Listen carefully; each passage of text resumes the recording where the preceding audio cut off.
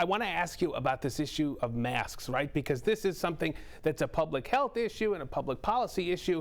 But again, it's all about our outset on this. You know, people are kind of at loggerheads on the issue many times. What do you think this will mean if we do move toward a consensus here where masks are no longer required? What does that signal to folks about where we're headed? I think that, the masks is certainly a very sensitive topic, and people have very strong, understandably very strong responses, whichever way they feel about it. So personally, I think the most important thing for us to keep in mind here is, I know this sounds super cheesy, but I mean it, is this level of kindness. So kindness for ourselves and kindness for others. And this self-awareness, this understanding that regardless of what happens here, people are going to have their own emotional responses to it.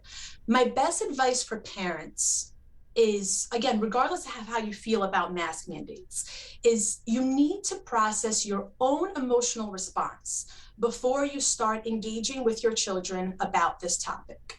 And the reason for that is, if you're feeling angered, or if you're feeling fearful, or if you're feeling whatever the emotion may be, that might unintentionally get passed down to your child.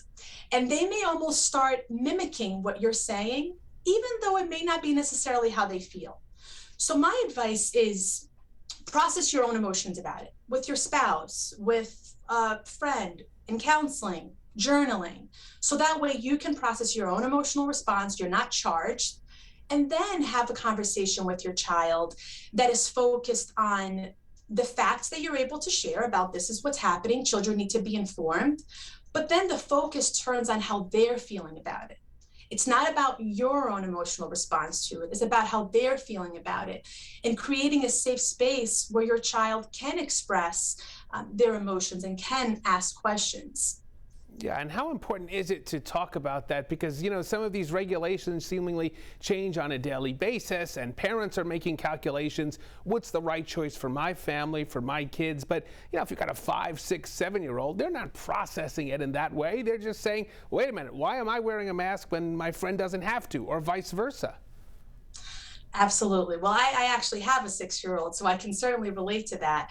I always say honesty is the best policy, while keeping in mind the child's age, right? So you do shift a little bit depending on how, the age of your child. But honesty is the best policy in the sense of explaining children thrive on some level of consistency and knowing what to expect next, right? So having the conversation with your child, listen, when you go to school today, you may notice that some kids have their masks, some kids they don't.